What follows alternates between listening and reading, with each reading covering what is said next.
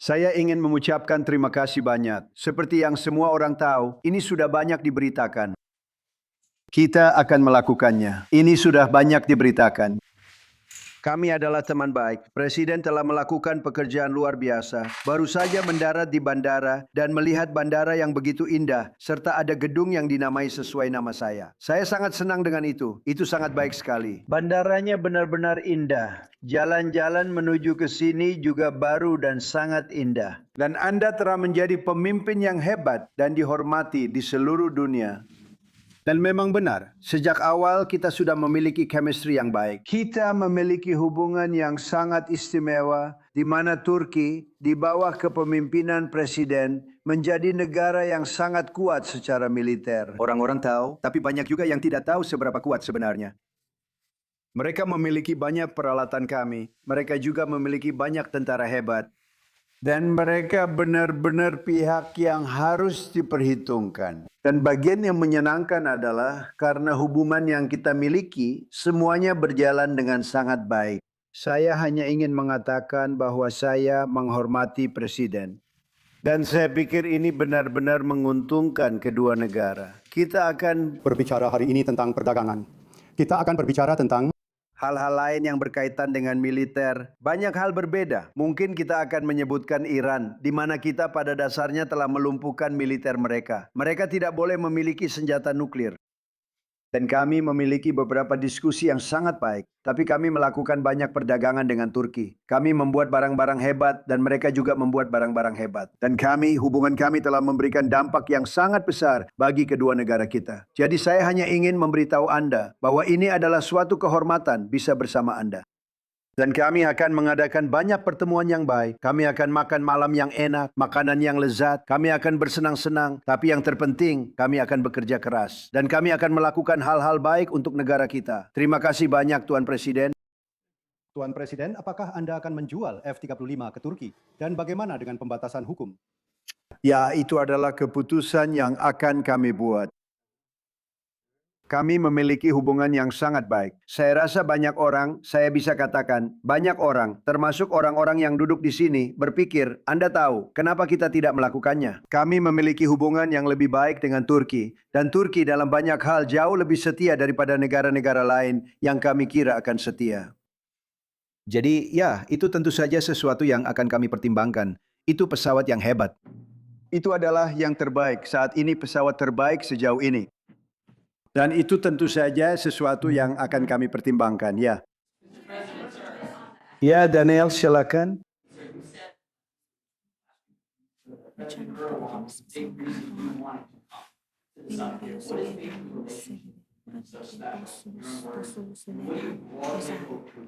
Kamu tidak pernah tahu mengapa sebuah hubungan itu istimewa.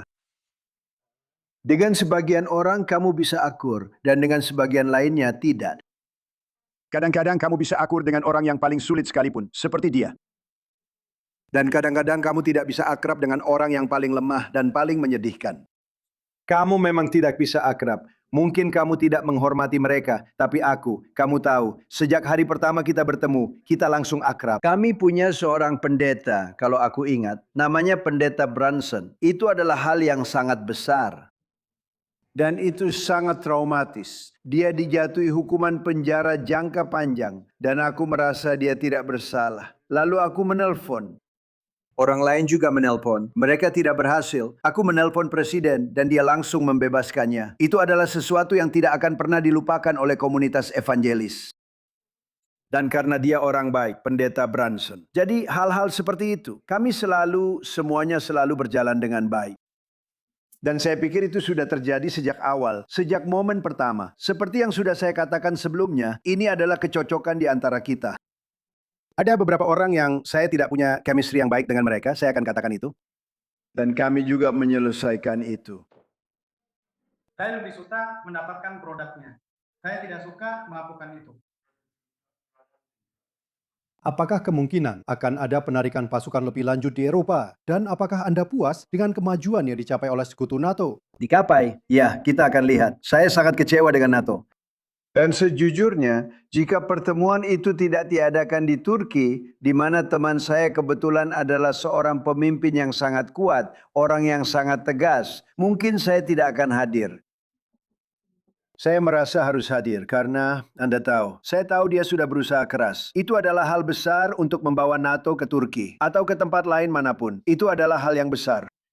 Tapi kami tidak diperlakukan dengan baik karena kami melakukan sesuatu di Iran. Kami tidak butuh bantuan siapapun. Saya bahkan tidak ingin bantuan mereka. Tapi sebelum saya meminta, mereka sudah bilang mereka tidak akan ada di sana. Dan kita sudah menginvestasikan triliunan dolar di NATO. Kenapa? Untuk melindungi negara-negara Eropa dan yang lain, Kanada dan sebagainya. Tapi untuk melindungi orang-orang, negara-negara dari secara umum dulunya Uni Soviet, sekarang Rusia. Dan saya bilang itu tidak masalah. Tapi Anda pasti berpikir mereka akan sangat mau melakukan sesuatu untuk membantu kita. Dan sebenarnya mereka tidak begitu mau. Dalam kasus Inggris, Perdana Menterinya sepertinya dia sudah tidak menjabat lagi. Mungkin karena hal ini, itu adalah keputusan yang sangat tidak populer yang dia buat. Dia bilang, tidak, kami akan membantu setelah perang selesai. Saya bilang, saya tidak butuh bantuan seperti itu. Kami sama sekali tidak butuh bantuan. Dan dalam beberapa hal saya sedang menguji orang-orang. Saya menguji apakah mereka akan mendukung kita atau tidak. Karena sudah lama saya katakan bahwa kita membantu mereka. Tapi saya tidak yakin mereka akan ada untuk kita. Dan Italia menolak kami, Jerman menolak kami, dan Perancis juga menolak kami. Dan itu tidak apa-apa. Tapi kau tahu, kenapa kita menghabiskan ratusan miliar dolar dan mereka tidak mendukung kita? Kita selalu mendukung mereka. Lebih sebagai Sistem pertahanan. Di mana kamu menyerahkannya kepada pihak ketiga selama kamu berurusan dengan pihak lain. Apa maksudnya itu? Apakah itu bukan bagian dari kesepakatan? Pihak ketiga, apa maksudnya pihak ketiga dalam hal apa? Ada kekhawatiran tentang sistem pertahanan rudal Rusia. Apakah Anda juga memiliki kekhawatiran tentang sistem itu? Saya sama sekali tidak punya kekhawatiran tentang apapun. Maksud saya, dia. Seorang pemimpin negara yang telah membuat negaranya jauh lebih baik, jauh lebih kuat. Dan Anda bisa melihatnya. Maksud saya, itu indah.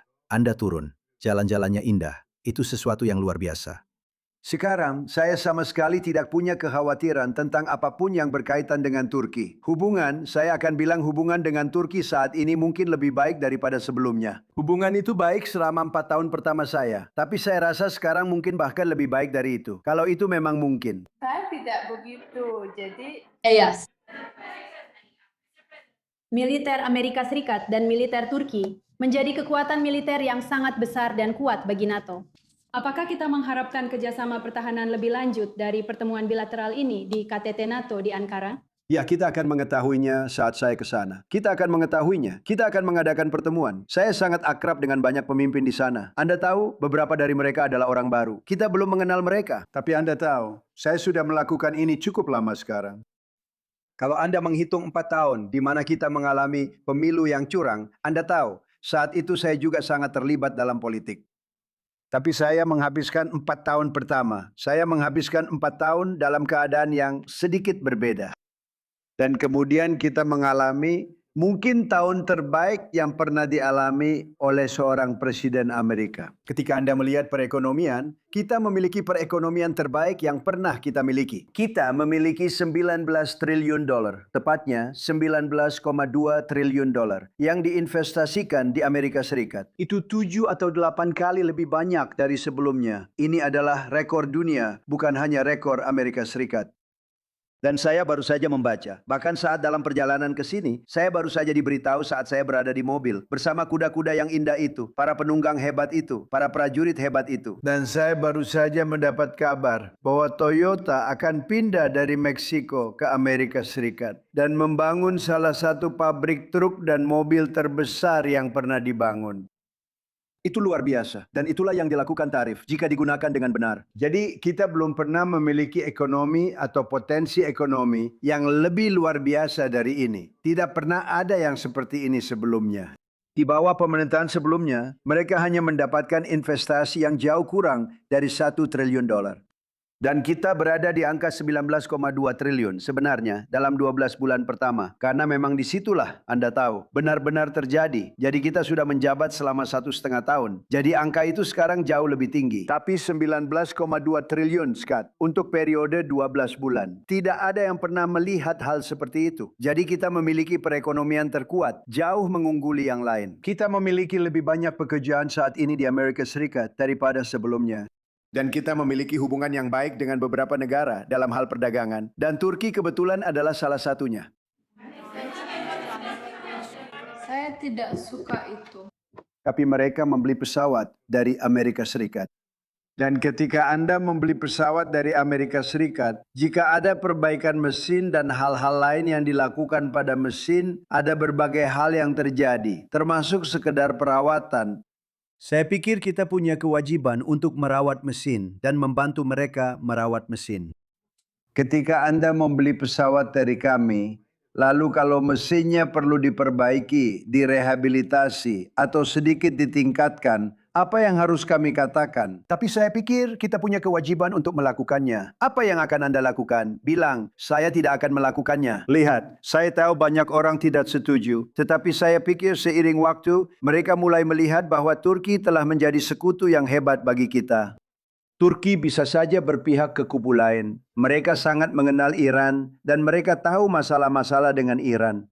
Tapi mereka sangat berperan penting bersama dengan beberapa negara lain dalam membantu. Mereka bisa saja ikut terlibat dalam pertarungan itu. Kamu tahu, ada beberapa orang yang membicarakan hubungan mereka dengan Israel. Mereka bisa saja ikut terlibat dalam pertarungan itu. Mereka adalah negara yang militernya sangat kuat. Mereka tidak melakukan itu. Mungkin mereka tidak melakukannya karena saya. Tapi mereka bisa saja ikut terlibat dalam pertarungan di pihak lain. Mereka adalah negara yang sangat-sangat membantu. Dan saya hanya bisa berbicara untuk diri saya sendiri sebagai presiden. Mereka luar biasa dalam banyak hal terkait hubungan kita, termasuk berusaha mengakhiri perang dengan Iran, atau apapun sebutannya. Itu bahkan bukan perang, itu adalah operasi militer. Itu adalah denuklerisasi. Sebenarnya itulah yang terjadi di Iran, karena saya rasa dia juga tidak ingin melihat mereka memiliki senjata nuklir. Saya cukup yakin akan hal itu. Bahkan saya benar-benar yakin akan hal itu. Jadi, tapi ketika mereka membeli produk dari kita, entah itu pesawat atau yang lainnya, saat waktunya perawatan, saya rasa bukankah kita punya kewajiban untuk membantu mereka? Apa yang akan kita lakukan? Katakanlah, kita tidak akan membiarkan Anda menggunakan produk yang sudah Anda beli dengan banyak uang. Dan apalagi jika itu adalah negara yang terus terang telah lebih banyak membantu Amerika Serikat dibandingkan banyak negara tradisional lainnya.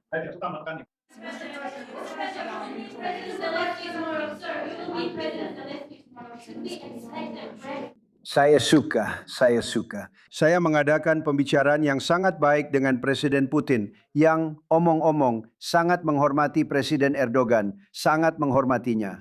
Kami berbicara lama kemarin, itu berlangsung cukup lama, dan saya juga berbicara dengan Presiden Zelensky tepat setelah itu. Saya pikir mereka berdua ingin membuat kesepakatan. Sayang sekali butuh waktu selama itu. Tapi saya pikir akan ada hasilnya, dan Presiden juga membantu kami dengan itu. Tapi saya pikir memang ada sesuatu. Anda tahu, saya telah menyelesaikan 8 perang. Dan saya pikir kita akan menyelesaikannya, dan saya sekarang memang tampaknya tidak mungkin. Tapi kadang-kadang dalam perang, saya melihat ketika itu paling tidak mungkin, justru saat itulah itu terjadi. Saya punya pembicaraan yang sangat baik dengan Presiden Putin. Saya juga punya pembicaraan yang sangat baik dengan, bisa saya katakan, sebagai sebuah kombinasi. Seringkali saya bisa berhubungan baik dengan Putin dan Zelensky yang jadi masalah. Atau sebaliknya. Zelensky akan sangat baik, dan Putin juga begitu. Keduanya ingin menyelesaikannya sekarang. Lebih dari itu, sepanjang hidup saya hanya berurusan dengan kesepakatan. Saya paham soal kesepakatan. Dan saya pikir mereka akan melakukannya. Saya pikir kita akan bisa menyelesaikannya. Semoga segera. Bulan lalu, 35.000 orang, sebagian besar tentara, tewas. Bulan sebelumnya jumlahnya 24.000. Sebulan sebelumnya lagi 27.000. Dan sebulan sebelumnya lagi 29.000. Tapi bulan lalu 35.000 tentara muda, sebagian besar tentara, tewas. Dan itu gila. Kami membahas tentang industri pertahanan dan Amerika Serikat juga menghapus sanksi bea cukai. Yang Mulia Duta Besar Baran ada di sini. Beliau sebenarnya sudah memberikan pesan tentang hal ini dalam beberapa bulan terakhir. Kami juga tahu bahwa Presiden berpikir positif tentang hal ini. Berita menghubungkan sebelum Yang Mulia Trump datang ke sini untuk mencapai target volume perdagangan dan juga di KTT NATO. Sebenarnya mereka juga mengumumkan bahwa Turki ikut serta dalam KTT dengan kesalahan. Tapi pada saat yang sama, penerapan sanksi terhadap Turki menjadi sebuah kontradiksi. Dan kepada para pemirsa, kami yang mungkin baru saja bergabung di awal jam ini, Yang mengharapkan siaran reguler kami, saat ini kita justru sedang menyaksikan siaran langsung dari Ankara. Ankara, Turkish. Kami akan mencabut sanksi-sanksi tersebut. Wah, ini menarik.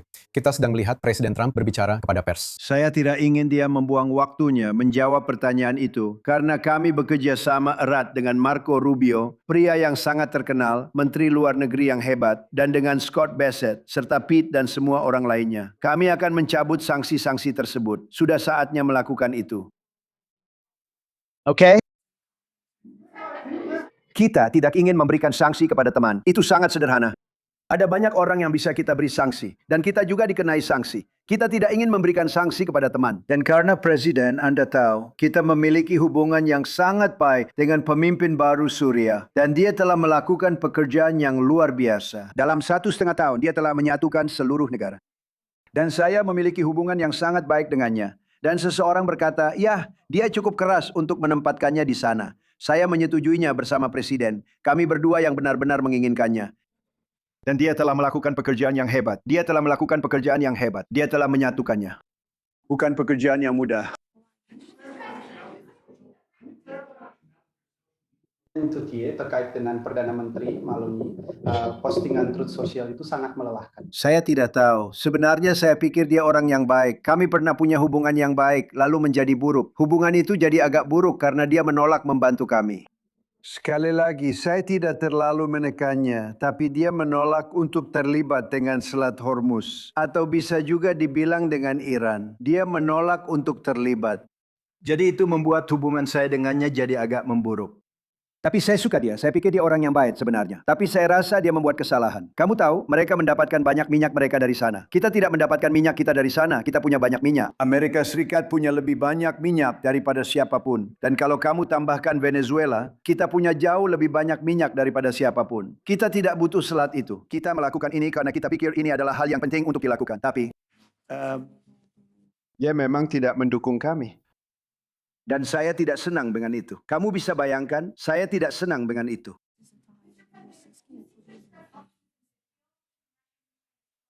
Kenapa kamu berpikir begitu? Kondisi apa yang sudah berubah? Apakah Putin terlihat terbuka? Dalam hal apa? Rusia dan Ukraina. Apakah Putin terlihat terbuka untuk membuat konsesi apapun? Tidak pernah berubah. Saya hanya tidak ingin dia membunuh orang. Anda tahu, itu tidak memengaruhi Amerika Serikat. Waktu Biden ke sini, dia memberikan mereka peralatan senilai ratusan miliar dolar.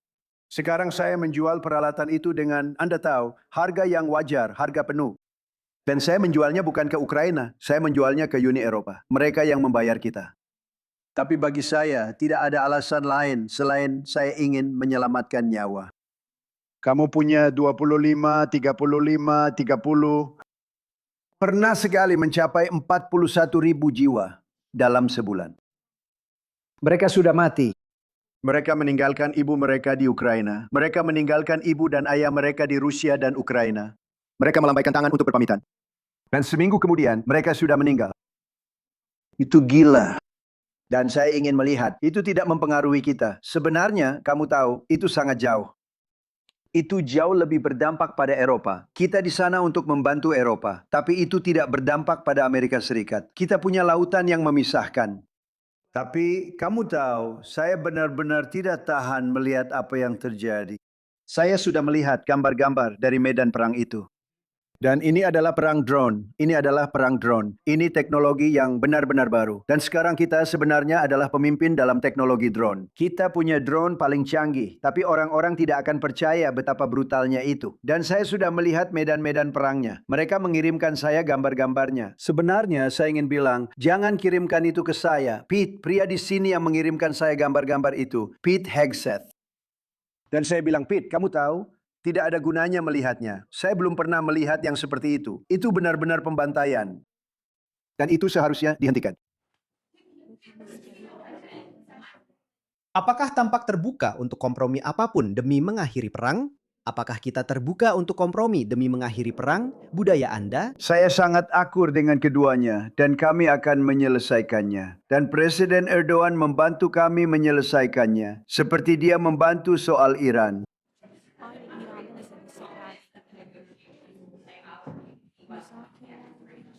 Terkait dengan apa?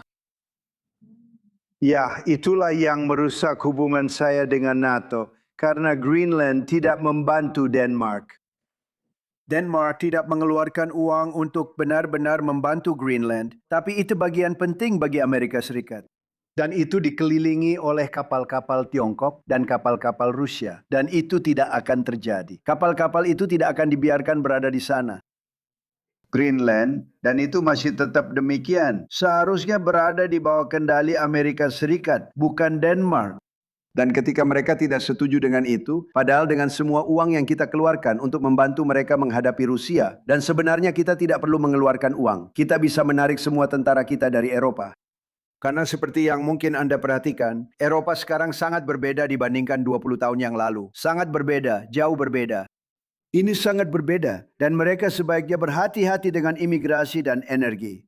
Jika mereka tidak berhati-hati dengan dua hal itu, Eropa tidak akan ada lagi. Oke, terima kasih banyak semuanya.